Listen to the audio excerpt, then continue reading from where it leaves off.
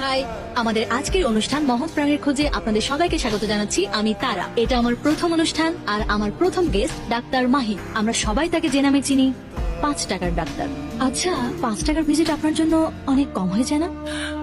দেখুন, এদেশের মানুষের গড় আয় প্রতি মাসে 15 থেকে 20,000 টাকা, কিন্তু খরচ মোটেও কম না।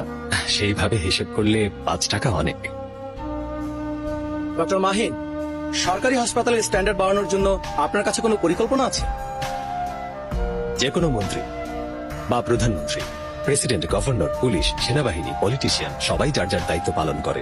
যদি এমন আইন করা যায় সরকারি সকল কর্মকর্তাকে সরকারি হাসপাতালেই ভর্তি হতে হবে, তাহলে সরকারি হাসপাতালগুলো আন্তর্জাতিক মানের হয়ে যাবে। সরকারি হাসপাতালের স্ট্যান্ডার্ড বাড়ানোর জন্য আপনার কাছে কোনো পরিকল্পনা আছে কি? ডাক্তার সরলা মাত্র 5 পাশ করেছেন। আমার মা, আমাদের ফ্যামিলি ডাক্তার। উনি গাছপালার শেকড় বাকড় দিয়ে পৃথিবীর শ্রেষ্ঠ ওষুধ বানান।